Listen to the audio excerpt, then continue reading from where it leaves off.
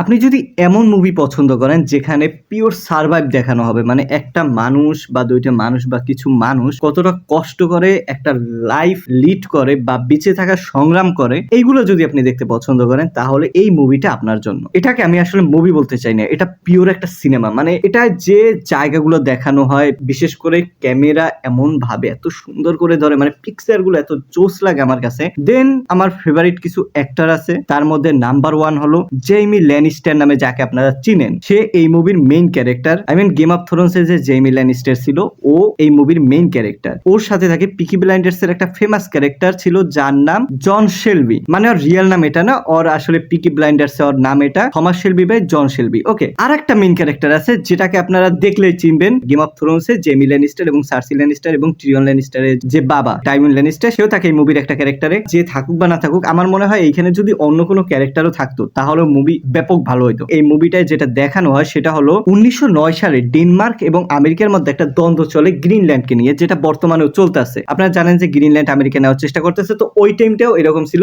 America Greenland নিতে চাইছে, মানে অনেক ঝামেলা করছে এটা নিয়ে। তো যাই হোক, তো আমেরিকা তখন দাবি করছিল যে এই যে গ্রিনল্যান্ড, এইটা দুইটা দ্বীপে বিভক্ত আর কি, বাট ফিনল্যান্ড ওরা বলছিল যে এইটা একটা দ্বীপেই বিভক্ত আর এটা ওদের কন্টিনেন্টের ভিতর পড়ে। তো এই সত্য প্রুফ করার জন্য ডেনমার্কের একজন নাবিক যার নাম হলো ইনজার মিকেলসন, অর্থাৎ ক্যাপ্টেন ইনজার মিকেলসন, এবং তার কিছু সহযোগী যায় এই সত্যটা প্রুফ করার জন্য। তো সেখানে গিয়ে তারা অনেক ঝামেলায় পড়ে, কারণ চারোদিকে বরফে আটকা পড়ে তাদের জাহাজ, লং টাইম তারা ওইখানে আটকা থাকে। তার মধ্যে তারা খুঁজতে বের হয় যে আসলে ওইটা দুইটা দ্বীপে বিভক্ত কিনা বা এরকম আর কি কাহিনী। লিটারালি লাস্টে ওরা দুইজন থাকে, ওই দুইজন যতটা কষ্ট করে সার্ভাইভ করে ওটা দেখার মতো ছিল। তো এই মুভিতে আপনি দেখতে পারবেন বেঁচে থাকার লড়াই, বরফের জীবন, বন্ধুত্ব, বিরূপ আবহাওয়া এবং মনস্তাত্ত্বিক লড়াই, অর্থাৎ নিজের সাথে, নিজের মনের সাথে যে নিজের মনের লড়াই। এই লড়াইটা আসলে মিকেলসনকে পুরো পাগল বানাই দেয় মুভিটার ভিতর, তার বেঁচে থাকার সংগ্রাম। তো আমি বলবো আপনারা এই মুভিটা মিস করেন না। মুভির নাম হলো এগেইনস্ট দ্য আইস। মুভিটা আপনি নেটফ্লিক্সে দেখতে পারবেন এবং হিন্দি ডাবও আছে। ওকে, এছাড়া আমার একটা টেলিগ্রাম লিংক আছে, আপনি যদি ওই লিংকে অ্যাড হন